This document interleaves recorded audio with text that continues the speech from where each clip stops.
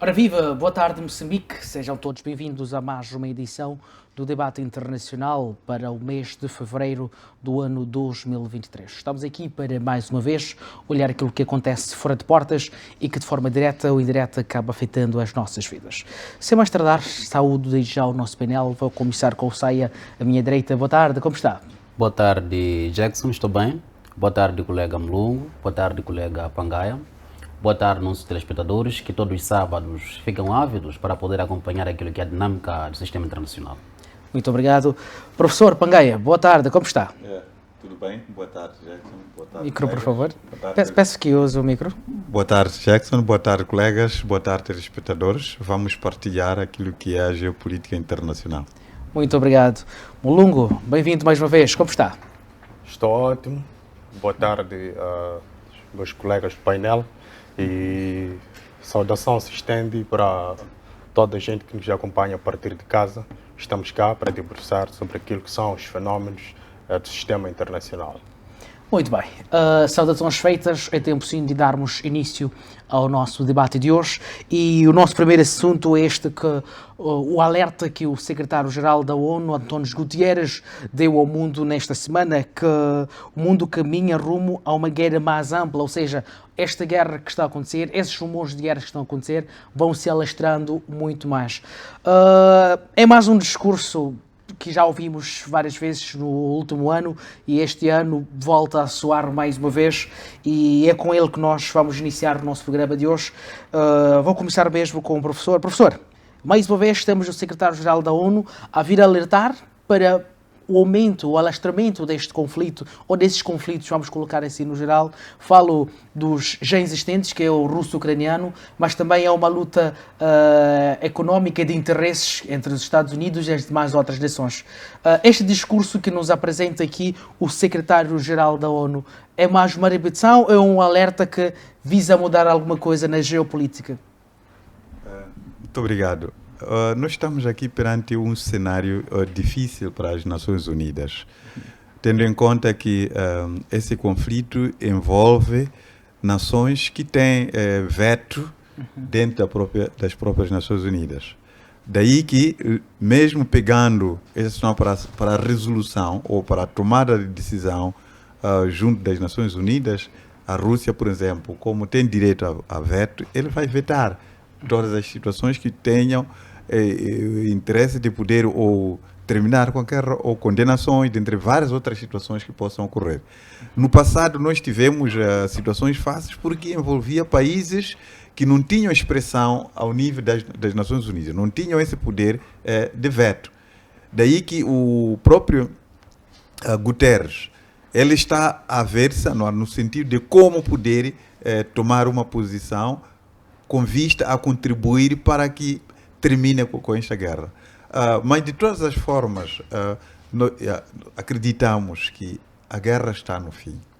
Embora ela mostre-se parecendo que está no pico, mas os movimentos que o presidente da Ucrânia está fazendo mostra claramente a maior preocupação que está tendo ao nível da batalha, a busca de armas, a busca de vários outros elementos de suporte para manter a guerra.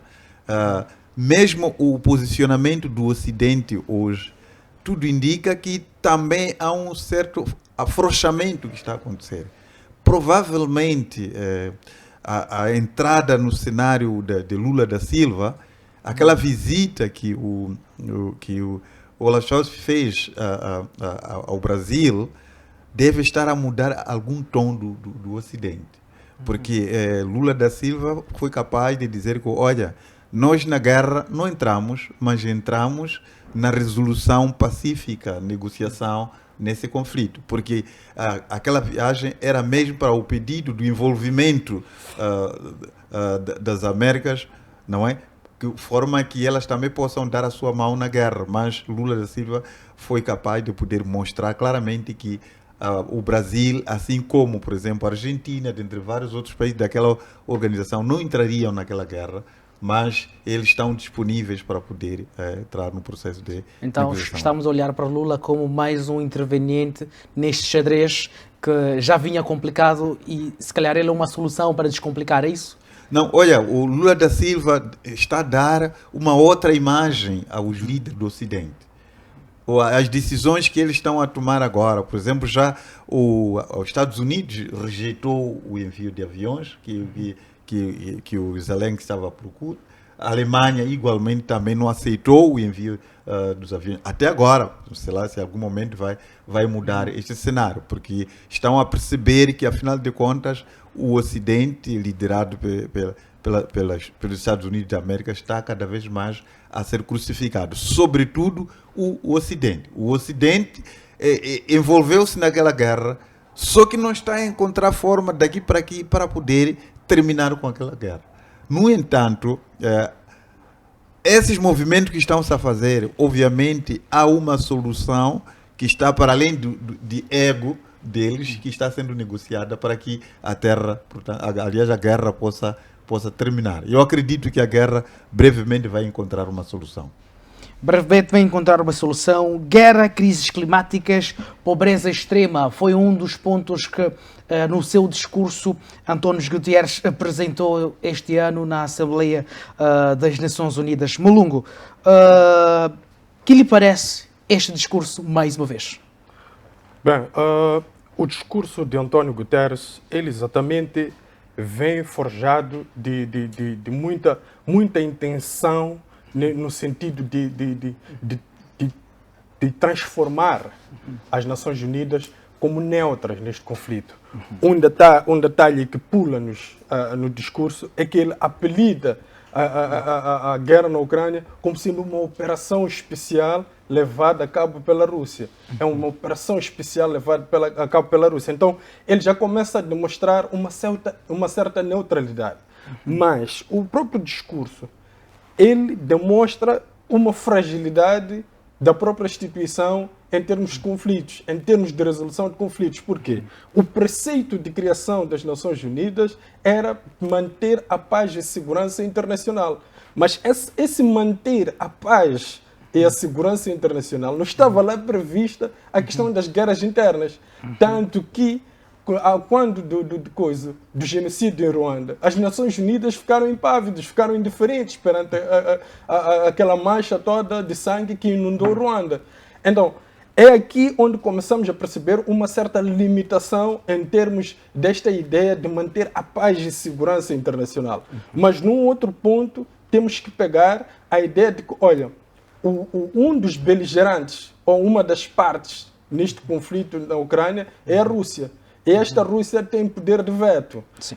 Temos dois órgãos no sistema das Nações Unidas, que são os mais importantes, que é a Assembleia Geral e depois temos o Conselho de Segurança. No Conselho de Segurança, nos 5 membros permanentes, temos lá a Rússia. Então, há aqui uma dificuldade imensa por parte de António Guterres para poder trazer uma solução para este conflito.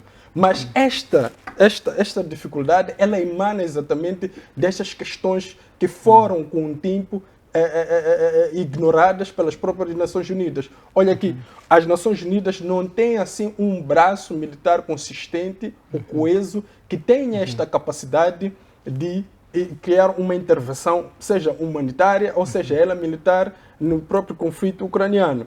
Mas, ao mesmo tempo, os maiores financiadores destas Nações Unidas, que é o Ocidente, estão a apoiar, do outro lado, a continuidade da guerra.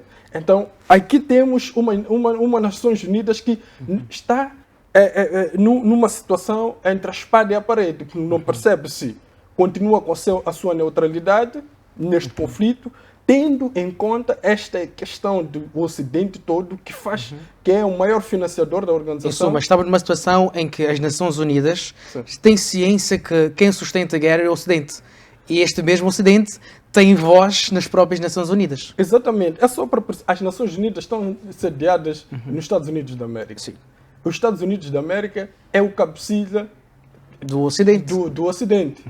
Apesar de o financiamento à guerra na Ucrânia ter como líder a Inglaterra, os Estados Unidos é a parte da consciência de toda aquela investidura. Então, as Nações Unidas está numa situação veras complicada porque não sabe como se posicionar perante este conflito.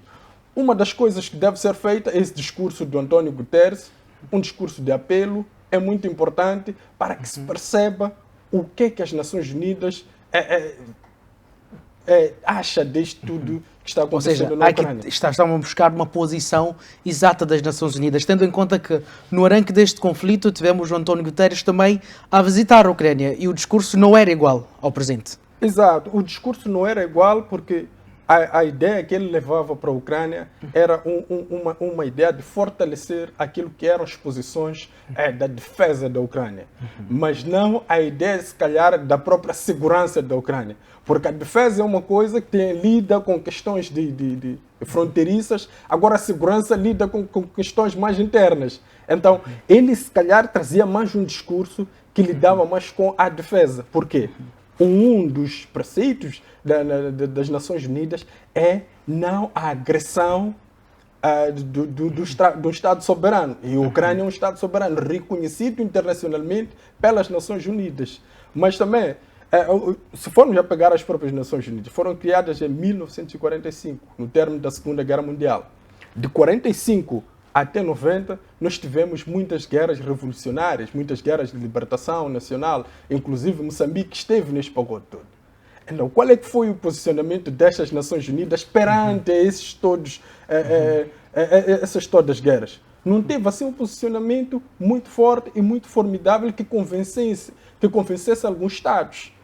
E o caso destes grupos guerrilheiros, grupos revolucionários que avançavam em prol da liberdade dos seus povos. Então, há problemas institucionais nas próprias Nações Unidas. E isso verifica-se no silêncio de António Guterres e num discurso mais alinhado em termos diplomáticos e mais apaziguador.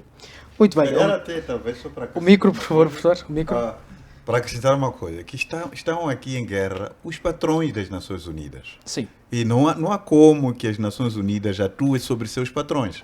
Em suma, as Nações Unidas, ainda que queiram se pronunciar, estão limitadas. Estão limitados, porque quem financia todas as ações, as atividades, são os Estados hoje que estão em guerra.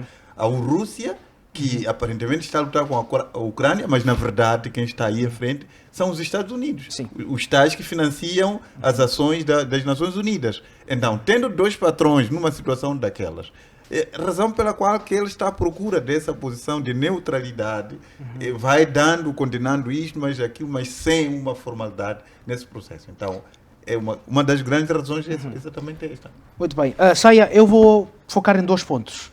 Gutierrez, vou olhando ainda no discurso dele. Ele falou em particular do conflito contínuo já antigo entre a Palestina e Israel, falou também do Afeganistão, Myanmar, o Sahel, que também são zonas em que não se fala de paz, e tocou num assunto que tinha ganhado voz, em particular as que tinham irado ano passado, falamos de questões climáticas. Ele volta a abordar esta questão, fome extrema.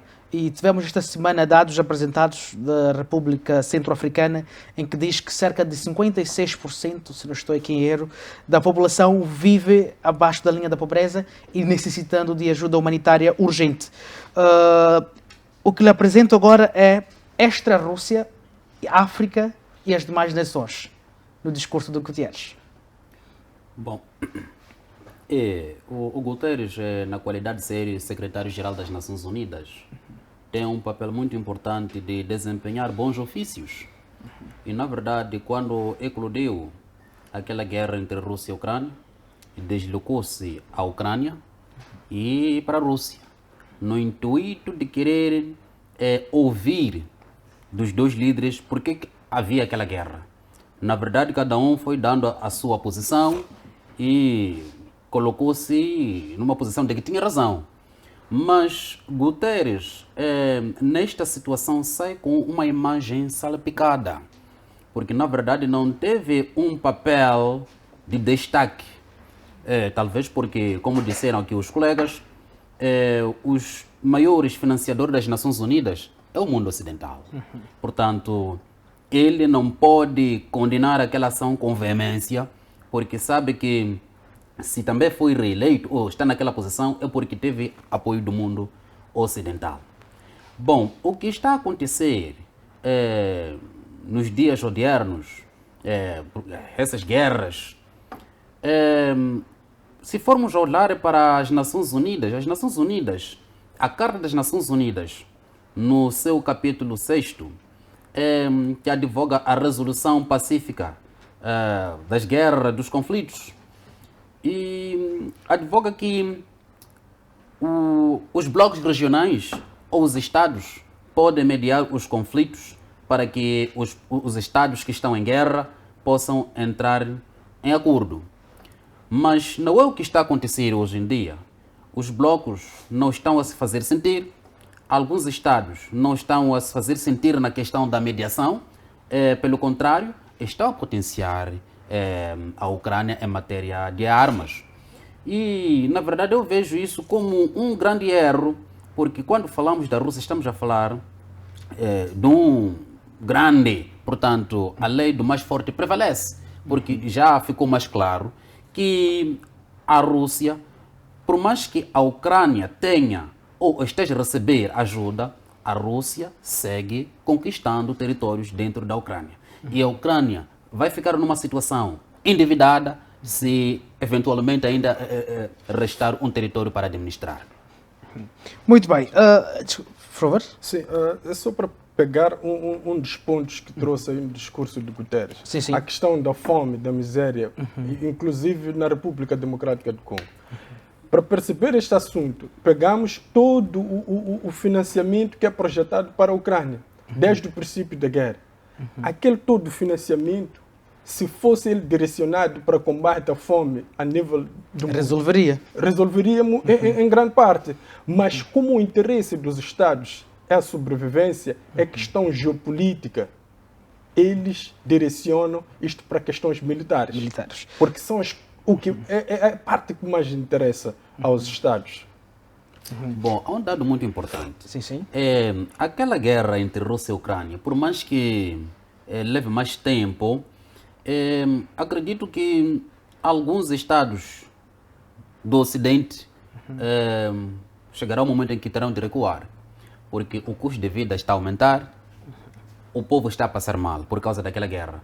E alguns já começaram a levantar vozes por causa daquela guerra, porque há um grande financiamento que está sendo canalizado para a Ucrânia, porque existe uma vontade incansável de a Rússia não sair vitoriosa na guerra, porque há uma percepção de que se a Rússia conseguir derrubar ou derrotar a Ucrânia, a Europa estará mal. Bom, eu quero trazer aqui uma colocação apresentada pelo embaixador russo, quando esteve aqui com a gente, que em algum momento pedia-se cereais para apoiar a África, no entanto, esses cereais eram desviados para a própria Europa. Esta Europa hoje, boa parte, aliás, algumas das nações pertencentes à NATO estão a sofrer greves constantes. Estamos a falar exatamente desta fome. Surge-me agora esta pergunta. Não estariam a ter líderes que estão a guiar as cegas das suas próprias nações? A passo de exemplos, temos a França. A França, desde praticamente a segunda semana do ano, está com greves em diferentes áreas. Tivemos Portugal também a viver o mesmo cenário. Algumas regiões de Espanha, em particular Catalunha, volta a gritar independência por conta destes conflitos que vão se formando agora. E a pergunta que surge é, olhando para a Europa daqui a 6 meses, como é que estará? Olhando também para o discurso do secretário, que já deixou bem claro que estamos a caminho de uma situação em que o mundo está perdido. Eu faço esta pergunta. A Europa está a passar mal. No entanto, parece que os líderes não estão a acordar para esta realidade. Professor. Sim, é o seguinte, o que está a acontecer com a Europa, o Ocidente, liderado pelos Estados Unidos, eles estão cientes de que não vão ganhar aquela guerra via arma. Não vai acontecer.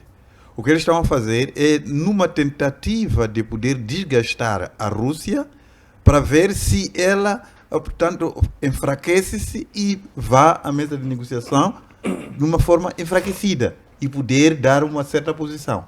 Tudo quanto está-se a fazer neste momento o Ocidente está a fazer é na busca de um momento em que a Rússia vai se sentir mal e não ter capacidade de levar a guerra para mais além. Esta é a razão das diferentes sanções que eles já fizeram, mas que perceberam que as sanções não estão a dar efeito, vão dando armamento, tanto investimento, mas também estão a perceber que mesmo assim não está a dar efeito. Pelo contrário, o que está a acontecer é maior sofrimento por parte do seu próprio povo, sobretudo o europeu. Então, o que vai acontecer, temos dito sempre aqui, de que a solução desta guerra está nas mãos do povo europeu. O povo europeu é ele que vai tomar a decisão sobre o término dessa guerra. Alguns regimes ou vão ter que cair ou vão ter que ceder à pressão da população para poder terminar com aquela guerra. Muito bem. Vou citar aqui, mas temos aqui como segundo tema assim, a questão do Ramzan Kadyrov, acho que é a pronúncia certa. Kadyrov, muito obrigado. Este que responde pela Chechênia, a República Checa, acho que é assim que se diz. Ele diz que o Ocidente vai se ajoelhar brevemente e já prevê o fim da guerra russa-ucraniana.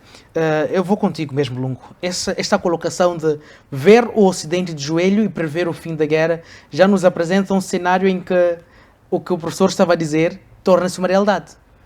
Bem, não diria que torna-se uma realidade. O que acontece com líderes como Kadyrov, eles são muito apologistas ou são muito ligados aos ideais daquele que os mantém no seu dia a dia. E quem mantém o Kadyrov no seu dia a dia é o Vladimir Putin. Então, ele sendo alguém que é seguidor primário do Vladimir Putin, ele tem esse tipo de discurso. O discurso que ele traz é mais ou menos a ideia de trazer uma Rússia fortalecida, uma Rússia que não cederá e uma Rússia que triunfará. Essa é a ideia que o Kadyrov traz. Mas as indicações todas que temos do conflito é que o Ocidente não vai se ajoelhar perante a Rússia. O que vai acontecer é que, em algum momento, o Ocidente terá que ceder por via diplomática, vai se negociar e vai se alcançar um determinado acordo que quiçá nos dê a paz na Ucrânia. Mas o discurso, ele como tal, é mais um discurso de um líder como Kadyrov. Vimos no passado líderes como Kadyrov, que era o Ernesto Che Guevara também, tinha discursos iguais ao de Kadyrov quando questionado sobre assuntos ligados a Fidel Castro, que era a pessoa que ele mantia em todos os esquadrões revolucionários que ele participava. Então, são discursos moralistas muito normais para alguém nessa posição, mas elas carecem de muita informação coesa e concisa que nos dê uma baliza para poder trazer aqui alguns argumentos na mesa de debate. Muito bem. Saia, este mesmo homem diz que a Ucrânia será tomada brevemente ainda este ano pela Rússia e que a Rússia também devia invadir a própria Polónia. Estamos a ter um homem muito atrevido no seu discurso e que não recordamos dele tomar posições, pelo menos no arranque deste combate, há pouco mais de um ano. Bom, acho menos de um ano. Aquele que Mlungu dizia que o líder checheno é um grande seguidor de Vladimir Putin. Na verdade, neste momento em que a guerra já se intensificar, na verdade, o Vladimir Putin precisa de homens também que lhe dão apoio moral. É o que está acontecendo com o líder checheno. Mas eu não vejo, por exemplo, a Rússia atacar a Ucrânia. E neste momento, por mais que tenha força, já demonstrou que tem poderes, o mundo ocidental está a usar, na verdade, o território ucraniano como palco da guerra para testar armas e para fazer tudo quanto lhes apetece. Mas a Rússia segue fortalecida. Mas não vejo uma Rússia atacar, neste caso, a Polônia, porque a Polônia é membro da NATO. Então, a partir do momento em que a Rússia for atacar a Polônia, estará a declarar uma guerra aberta contra a NATO. É verdade que, neste momento, a NATO segue apoiando a Ucrânia, mas não de uma forma direta. Está a fornecer armas.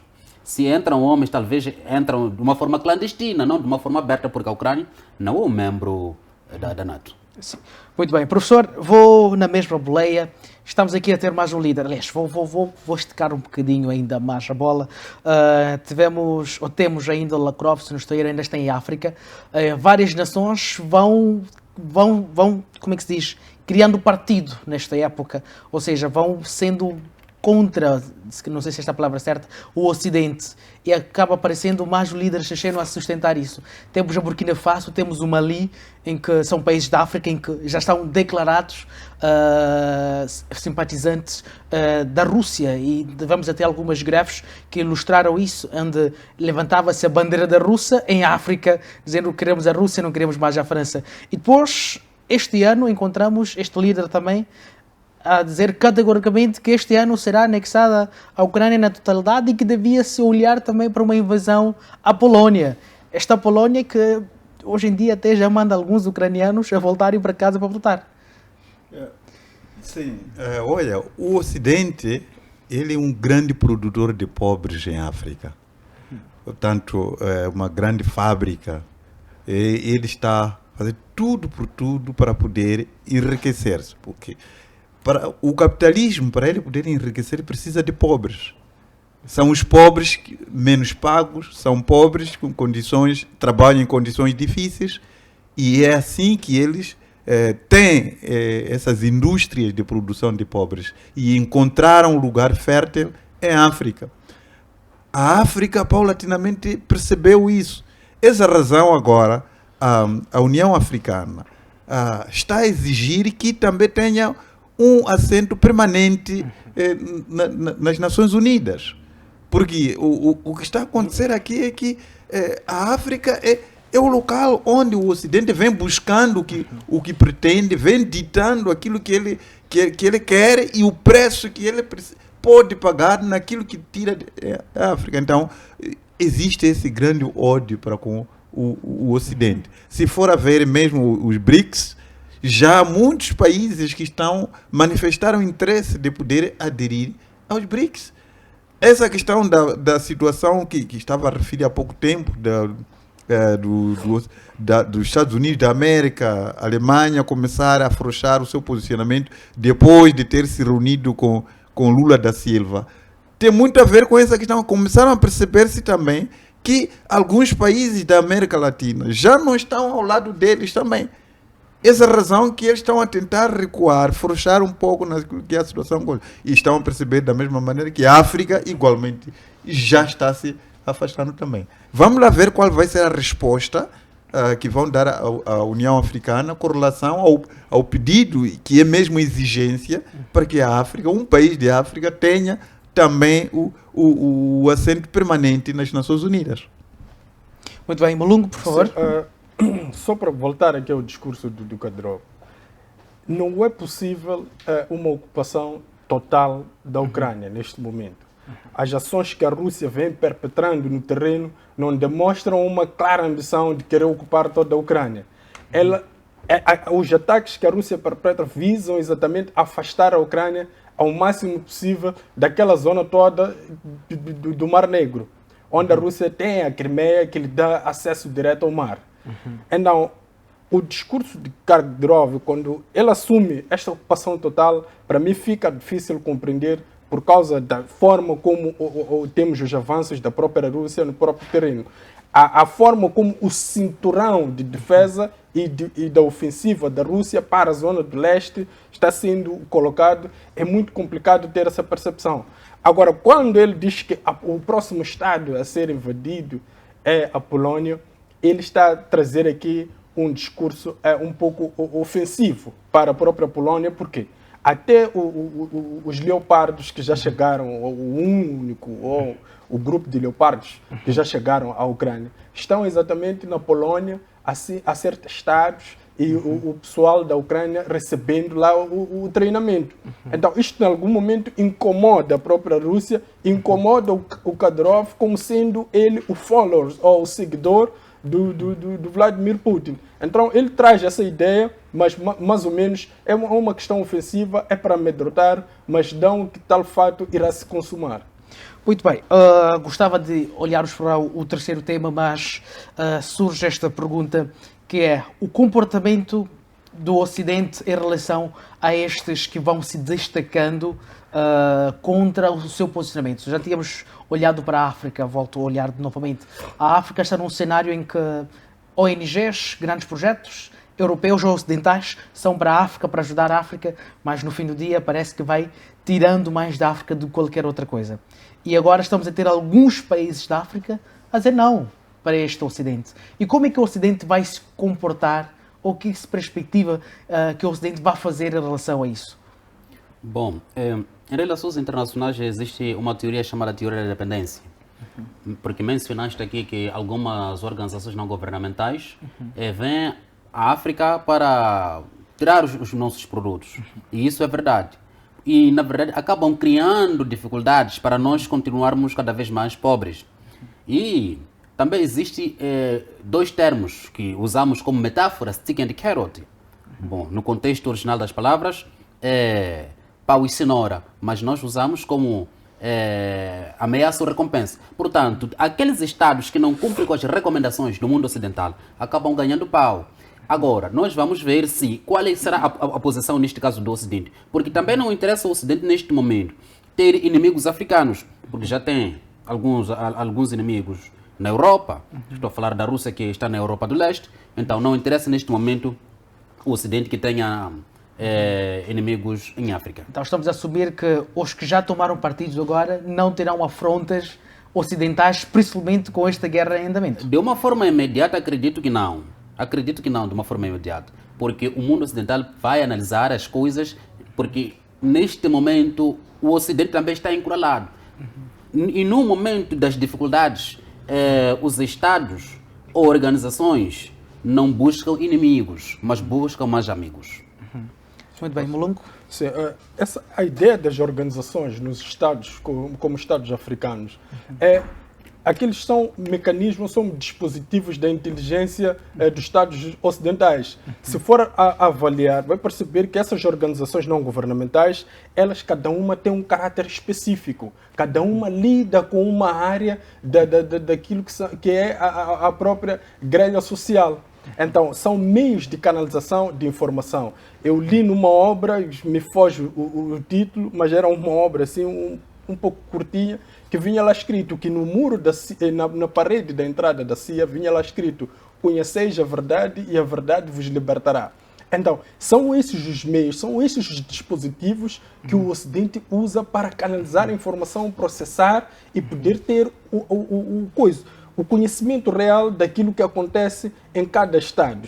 Então, mas esses estados, há alguns que são enteados para o Ocidente. Os enteados são aqueles que não têm recursos, que não apresentam nada que se aproveite para o próprio Ocidente. Porque o Ocidente é capitalista. Para haver uma relação bilateral formidável, tem que se capitalizar alguma coisa. Então, se você não tem nada a oferecer em troca, eles também não têm nada para oferecer aos Estados. Então, temos esses Estados que vão hasteando a bandeira da Rússia, vão pedindo, porque eles não têm uma presença notória nos seus países do próprio Ocidente. Eles têm da Rússia, que lhes ajudou, se calhar, num processo revolucionário ou num processo de defesa para manter algum regime.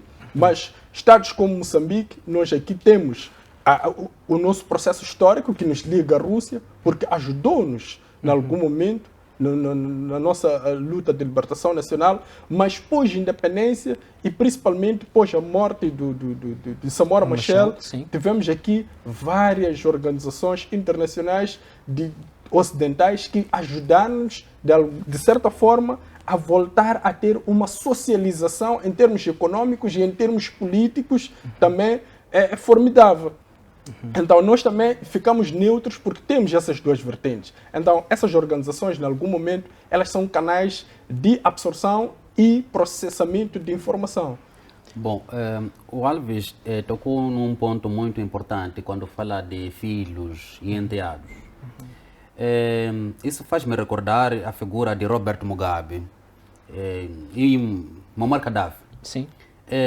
Os dois líderes tinham uma posição de defender os ideais africanos, que dava mais autonomia à África.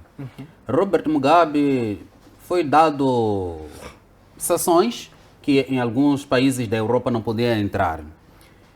Gaddafi entrava, mas em algum momento foi vilipendiado através de discursos. Mas aconteceu que o Robert Mugabe não foi atacado. Por quê? Líbia não tinha nada para oferecer ao mundo ocidental. Agora, aliás, estou a falar de Zimbábue. Sim. Agora, Líbia tinha algo para oferecer ao mundo ocidental. Sim. Por isso que eles atacaram sob a égide do capítulo 7. É verdade que criaram cenários, financiaram alguns movimentos dentro do Zimbábue para que aqueles movimentos criassem uma rebeldia para o Gaddafi poder reprimir aquele povo. E eles disseram que não, havia uma ameaça à paz. E foram lá para Peace Enforcement. Opa. Se o que está a Professor, acontecer aqui, micro, por favor.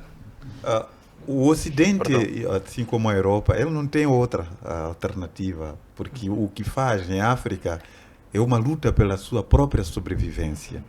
Já não há recursos suficientes para poder manter aquelas indústrias que eles tiveram, que eles construíram ao longo dos anos. E a matéria-prima está cá em África, maioritariamente.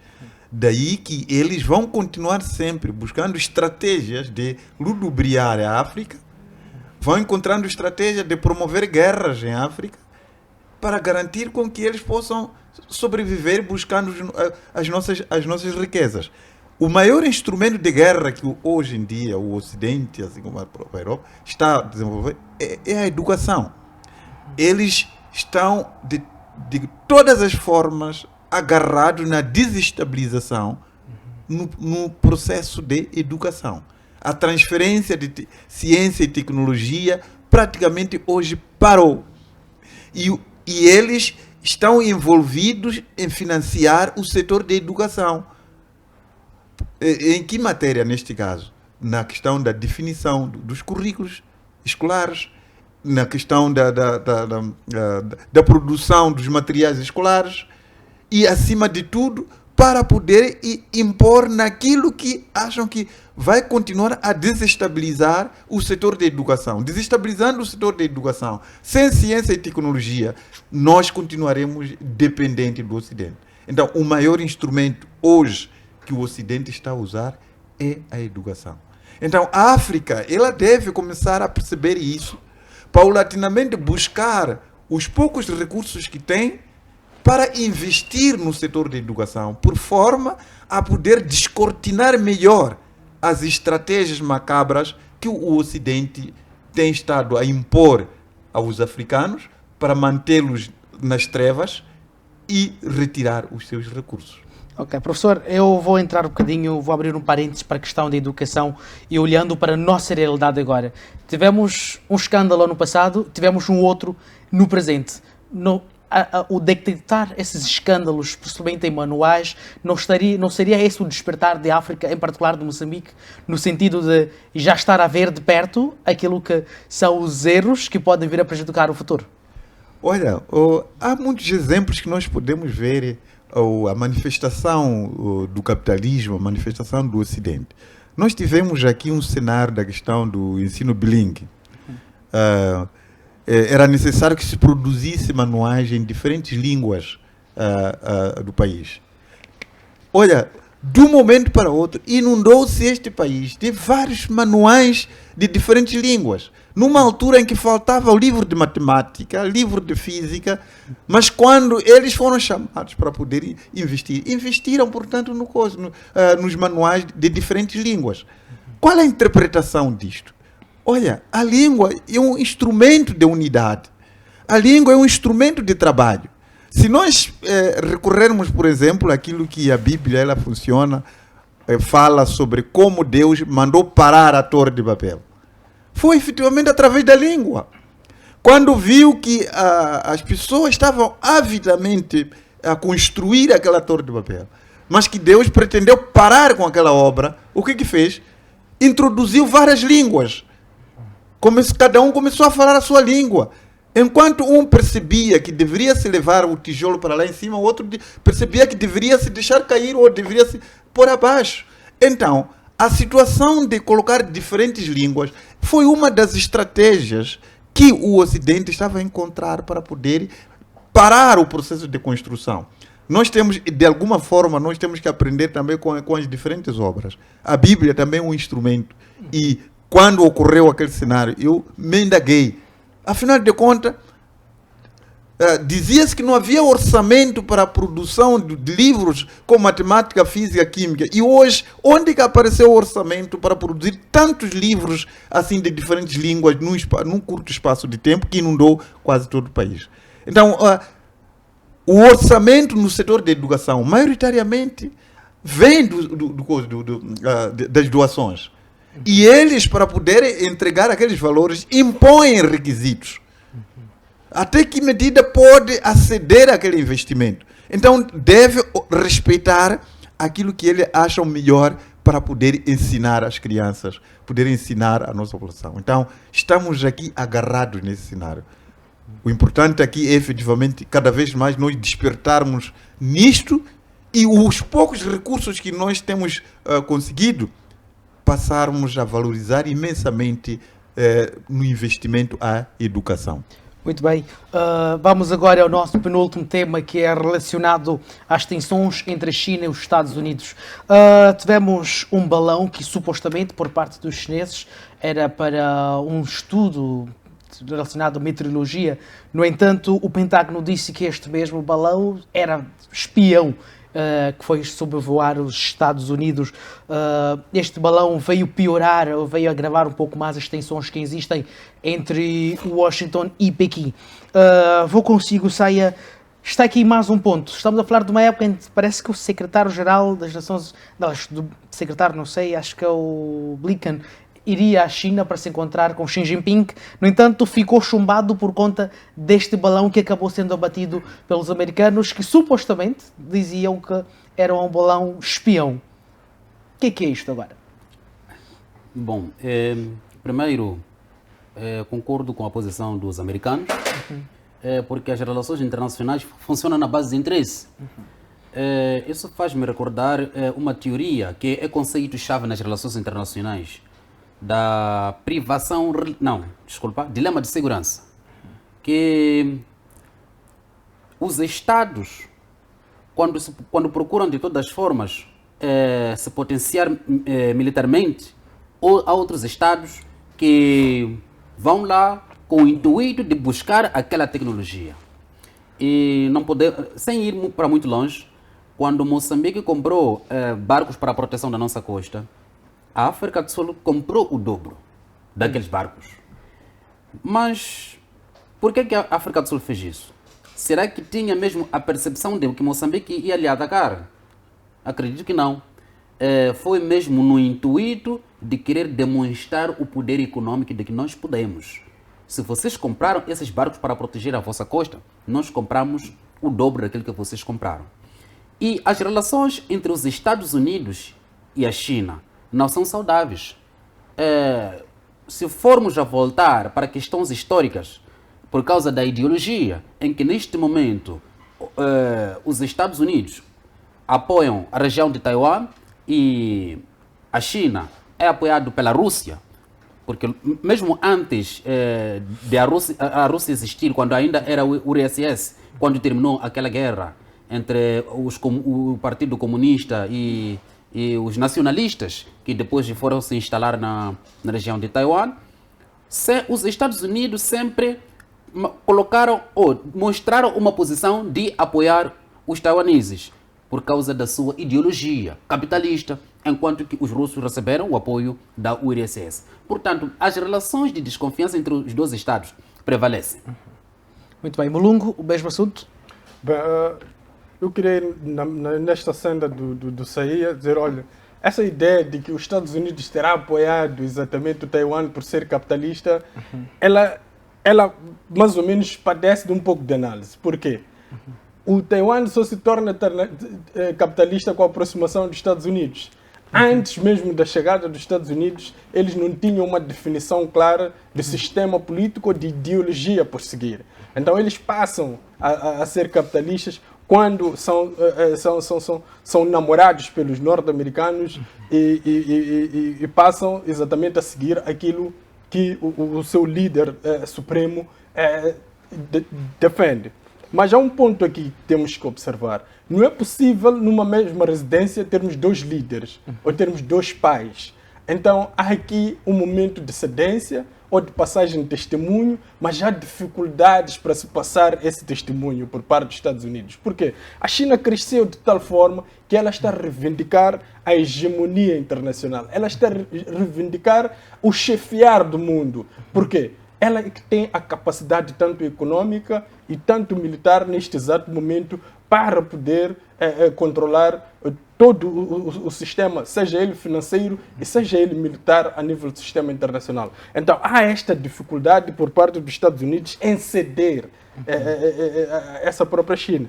Mas, ao mesmo tempo, eu estou muito de acordo com a equação dos Estados Unidos em abater o balão. Por quê?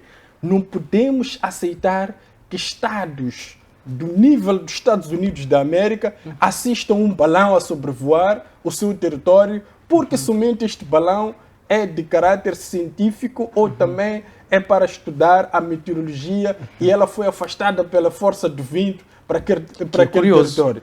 Isto é muito curioso, mas também é uma coincidência que não pode-se acreditar. Os Estados nascem e morrem a desconfiar-se uns aos outros. Então, eu concordo plenamente com aquela atitude. A atitude dela sofreu uma certa pressão por quem tomou a atitude foi o presidente Biden. Ele sofreu uma pressão antes de tomar a atitude. Por quê? Ele estava à espera de um exato momento em que o balão ia sobrevoar o mar e ele pudesse abater e os destroços do balão não pudessem afetar ou afetar a população diretamente. Então, aquele processo todo de espera, ele foi sofrendo uma pressão. Alguns republicanos diziam, olha, se fosse a China, um balão norte-americano a sobrevoar a China, eles já teriam abatido há muito tempo. Até porque Trump já veio também na rede social a dizer, olha, eu ao ver já batia. Exatamente. Então, ao mesmo tempo, emitia ao Pentágono a informação de que, olha, há um outro balão que aproxima-se da América Latina, o segundo balão. Mas com este balão a sobrevoar os Estados Unidos da América, o mundo passou a saber que a China usa esses balões para fazer espionagem a nível internacional. E tanto que este balão, os Estados Unidos acabam de confirmar hoje que era realmente um balão de espionagem. Mas a China também não pode, em algum momento, queixar-se por causa deste balão. Porque percebeu-se a intenção. Na véspera do surgimento do balão, o Blinken ia fazer uma visita à própria China. Sim. Então, a China projetou um balão para impedir esta visita por parte do Blinken, porque eles percebem que tem que se criar uma segurança para o próprio Blinken estar lá no território chinês. E a criação desse sistema de segurança visa, em algum momento, em espionagem no próprio território chinês. Então, este é um impedimento desta visita por parte da China. É um trunfo que eles encontraram, mas é um trunfo que eles não podem se queixar pelo término dele, porque eles já sabiam que assim seria. Muito bem. Professor, a China diz que os Estados Unidos violou as práticas internacionais ao abater o balão supostamente espião. A China acabou apresentando isto como uma violação internacional ao reagir, como se diz aqui nesta nota, de forma exagerada ao abater aquele suposto balão que era de estudo. Eu lhe apresento assim. A China, como já tinha dito o Mulungo aqui, busca também posicionar-se como uma nação gigante no mundo, como uma nação economicamente em vários pontos superiores, se calhar até aos próprios Estados Unidos. E também temos uma ideologia chinesa também que quer ser apresentada. A pergunta que surge é, a China acusa os Estados Unidos, mesmo tendo a própria China, a invadir os Estados Unidos? Nós temos aqui duas narrativas contraditórias, não é?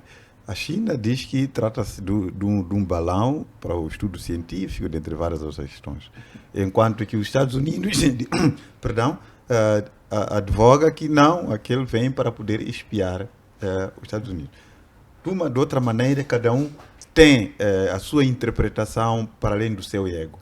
Mas, na verdade, nós temos que perceber que as provocações que os Estados Unidos fizeram à China estão a fazer com que a China, neste momento, comece a se preparar.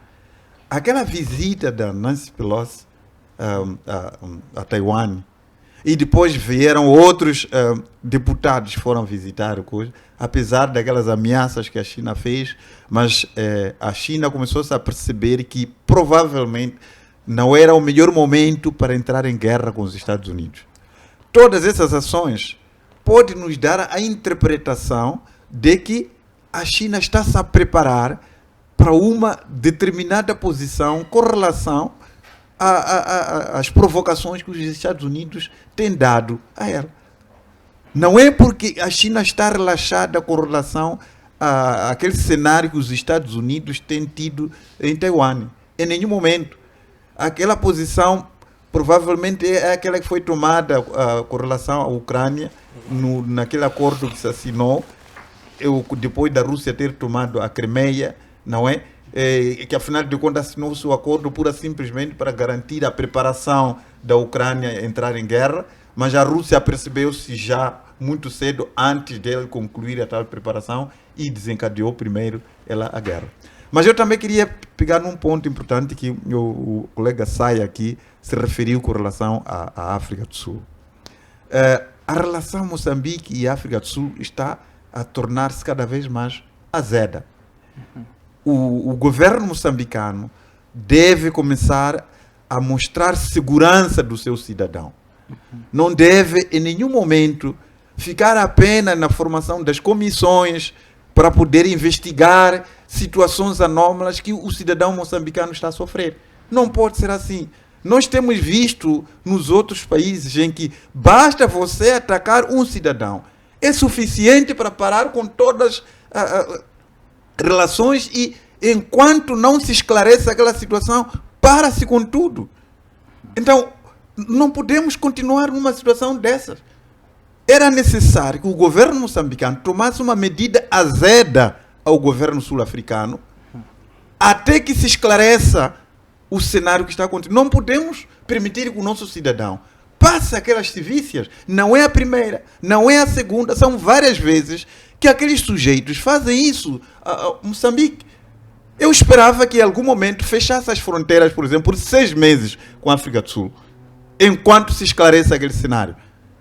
Essa seria uma medida que havia de pôr o próprio cidadão, porque nós também somos importantes com a África do Sul. Não podemos terminar apenas com a situação de formar comissões para investigar o caso, enquanto a situação está a decorrer assim. Tem que se parar com a relação.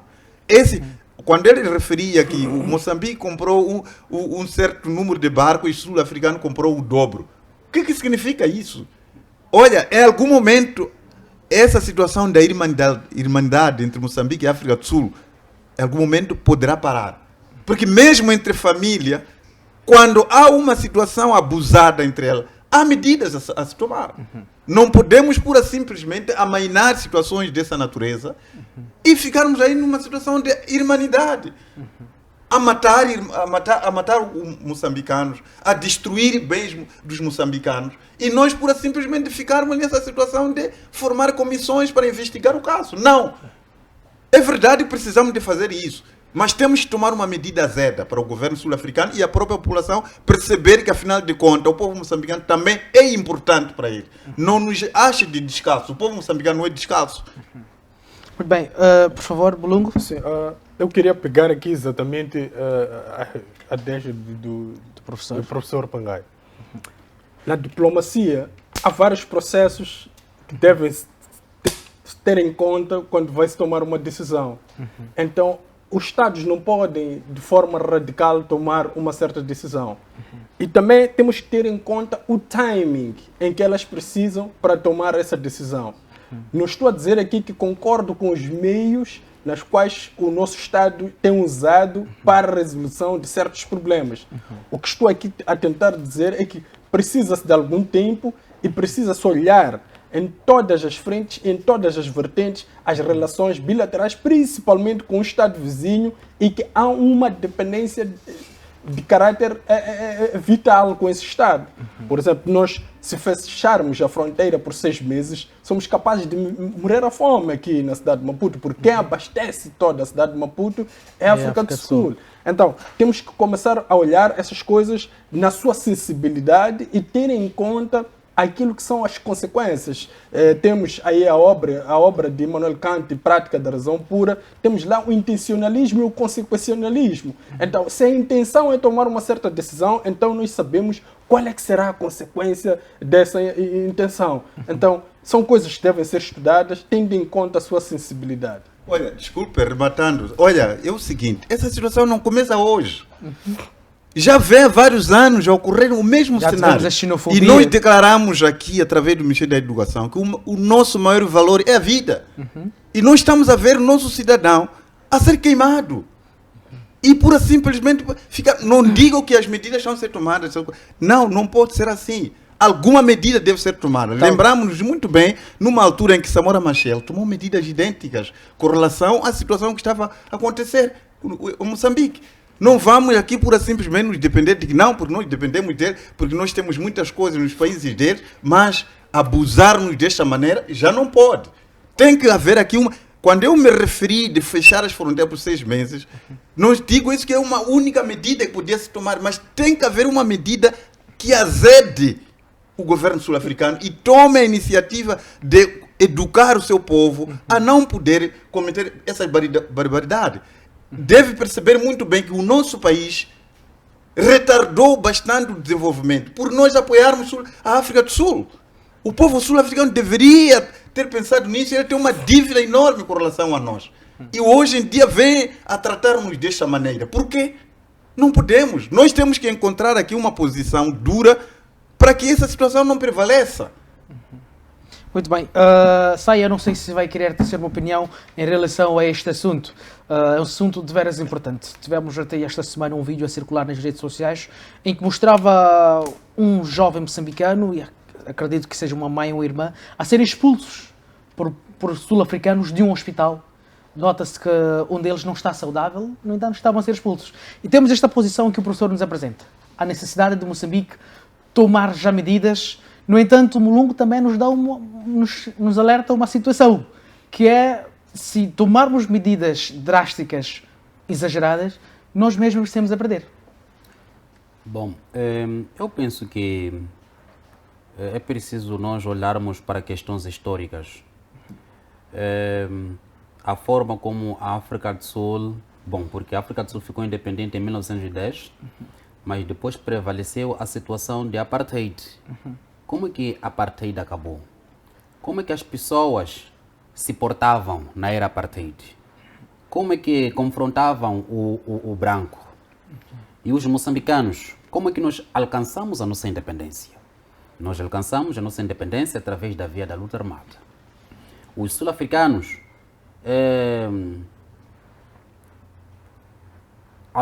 várias vezes eram vilipendiados e eles também usavam a agressividade para demonstrar o descontentamento. Então, na verdade, e isso ainda prevalece nas mentes dos sul-africanos. Mesmo as gerações vindouras ainda terão o mesmo problema, porque é um problema que parece-me estar a ser transmitido de geração em geração, porque aquilo já faz parte do costume do povo sul-africano. Sim. É verdade que um ponto que o professor levantou aqui, Moçambique foi bastião da Revolução da África do Sul, porque acolheu o braço armado do ANC, Mkoto Wesize, que até Moçambique sofreu bombardeamentos, porque queriam bombardear alguns sul-africanos que acabaram matando alguns moçambicanos. E Moçambique, na verdade, não reagiu, e a África do Sul tem uma dívida, posso dizer que é uma dívida eterna para com Moçambique, porque Moçambique, apesar de tudo, ajudou muito a África do Sul. E a África do Sul também deve colocar na consciência, ou o povo sul-africano, ou a elite sul-africana, deve colocar na consciência de que os moçambicanos são irmãos. Só porque eles hoje têm um certo desenvolvimento, não pode olhar os moçambicanos. Não são moçambicanos. Tanto moçambicano como outros irmãos africanos, com vilipêndio, porque todos somos seres humanos. É verdade que eles têm um certo desenvolvimento, mas também dependem de alguma coisa da África do Sul. Portanto, é algo que tem que se olhar com muita prudência para que não possamos macular as nossas relações históricas que nós construímos. Muito bem. Mulungu, por favor. Sim, nós primeiro temos que pegar o contexto em que essas coisas acontecem, esses ataques. Primeiro, nós assistimos a elite sul-africana aludindo que Moçambique é corredor de drogas para a África do Sul. E que sustenta as drogas na África do Sul. Exatamente. Sim. E nós estamos a ter um problema social muito sério no território sul-africano de uma droga chamada Nhaúpe. Esta droga ela é transportada, supostamente, por via Moçambique e entra na África do Sul. Este é um fato. O outro fato que nós temos na mesa é a questão de assaltos de viaturas, é o tráfico de viaturas para o nosso território. E é olhado isto, de certa forma, passa do olhar impávido da própria polícia sul-africana. Então, o que é que nós temos que combater aqui? Nós não temos que combater aqui exatamente, diretamente a população. Nós temos que conversar com as elites. Porque as elites é que fomentam esse tipo de coisa. Elas é que instrumentalizam o seu próprio povo a agir desta maneira. Então, estas ações, quando nós assistimos o irmão do presidente da República, o Cyril Ramaphosa, a trazer discursos agressivos e incendiários contra o nosso Estado, nós não podemos ficar deste lado a tomar apenas decisões à distância. Nós temos que chamar à mesa, sentar com os sul-africanos e tentar conversar, porque, como disse o Saía e o professor, nós temos uma história que nos une. Nós fomos o bastião da revolução do ANC, acolhemos aqui várias entidades, inclusive o Jacob Zuma, aqui no território nacional. Então, é preciso que se combata isto a mais alto nível para que a população perceba esse grau de irmandade que existe. Mas também há uma necessidade de nós também nos posicionarmos como um Estado sério, como um Estado que consegue, pelo menos, nos 100%, uns 60% garantir a segurança e o transporte e o tráfico, garantir com que essas coisas não aconteçam. Porque nós não podemos ser conotados como aqueles que servem de corredor. A partir do momento que dizem que você é um corredor, você não é um Estado sério. Você não é um Estado que tem capacidade de dirigir os seus próprios destinos. Então temos que olhar primeiro para nós, para depois olharmos para eles. Desculpe, em relação a essa questão, quer dizer, quando as lideranças sul-africanas começam a evocar esse cenário, então está a legitimar as ações que o povo está fazendo. Quando diz que nós somos o corredor de droga, nós roubamos as viaturas dele, essa razão, então, que a população está a tomar essa posição. Então, eles já concordam com esse cenário. Estamos a dizer que os líderes sul-africanos estão a fomentar estes cumprimentos xenófobos. Quer dizer, isso, quando eles trazem esse tipo de discurso, estão a mostrar claramente que estão a favor do cenário que está a acontecer. No lugar deles, eles sabendo que têm uma segurança mais desenvolvida em relação a nós, de poder traçar estratégias de, em conjunto, podemos trabalhar para travar esse cenário. Então, colocam esse cenário. Então, mais uma vez, a mostrar claramente que aqui há uma intenção clara de não haver colaboração entre nós. Então, o governo moçambicano tem que repensar nas medidas que deve tomar para travar esse cenário. Muito bem, este tema é de veras interessante e certamente que ainda tem muito que nós podemos apresentar em relação a ele. Então, assim sendo, vamos colocá-lo em stand-by. Acredito que para a semana nós podemos voltar a tratar dele. E, infelizmente, o tempo já nos deixa. Mas, antes disso, em forma de despedida, gostava que a gente olhasse para a questão da Síria e da Turquia. Saia, que análise faz daquilo que aconteceu, deste terremoto, se calhar um dos piores que já assolou aqueles dois territórios. Que análise faz desta situação, esta ajuda humanitária também que vem aparecendo, este apoio à Turquia e à Síria que vem surgindo praticamente de todos os cantos do mundo? Bom, o que aconteceu na Síria e Turquia, eu vejo aquilo como um fenômeno normal, que não vamos culpar ninguém, porque pode acontecer a qualquer estado, a qualquer momento. Portanto, neste momento, não é o momento, ou este momento não é o momento de eles criarem, mesmo aqueles estados que na verdade não tinham boas relações com esses estados, devem se abrir, ajudar aqueles dois povos, porque na verdade neste momento precisam, e tem que se esquecer aquelas coisas passadas, desentendimentos, desacordos que aconteceram no passado ou que tinham, e criar neste caso um caminho de ajudar aquele povo. Muito obrigado. Mulungu, por favor. Eu, neste fenômeno todo desastroso que assolou aqueles dois estados do Médio Oriente, exatamente o que mais me tocou em termos positivos no meio daquele problemão todo é o fato de termos assistido ali um avião iraniano e um israelita lado a lado prestando uma ajuda humanitária àqueles territórios. Sim. Isto é muito bom para o sistema internacional saber que podemos contar até com o inimigo em momentos Tivemos americanos e russos. Exatamente. Então, para mim, isso é que me marcou no meio daquele todo fenômeno. Muito obrigado, professor. Por favor, o micro. A ciência justifica esses fenômenos como sendo algo natural, mas também a ciência não é o único tipo de conhecimento detentor da realidade. Então nós também temos que explorar outros tipos de conhecimento do surgimento desses fenômenos. Sodoma e Gomorra foi uma situação criada por Deus em face das transgressões do pecado daquele povo, e mandou aquela destruição de Sodoma e Gomorra. Então, a ciência vai explicando e trata-se de situações que nós provocamos, dentre várias outras coisas, mas os problemas que nós, os humanos, estamos a provocar, podem criar essa ira por parte de Deus a trazer aqueles cenários. E nós temos que esperar várias outras situações maldosas que podem ocorrer, porque nós estamos a criar situações para que Deus se ire contra nós. As mortes que estão a surgir na Ucrânia hoje, as mortes que surgiram propositadamente na própria Síria, provocadas por esses países, isso não estará a provocar ira a Deus e criar esse cenário? Ou não concordamos que Deus alguma vez já destruiu esse mundo através do dilúvio de Noé? O dilúvio de Noé foi criado por Deus para destruir maldades que existiam cá. Então nós temos que temos que fazer essa dissertação dos diferentes tipos de conhecimento para conhecermos a realidade. A realidade não pode só ser explicada pela ciência. O conhecimento tradicional é importante para poder descortinar a realidade. O conhecimento religioso é importante.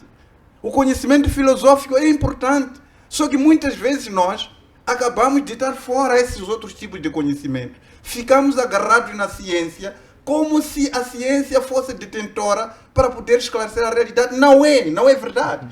Então vamos explorar essa parte para evitar esse tipo de situações que estão a acontecer no mundo. Está certo. Muito obrigado. Meus senhores, muito obrigado.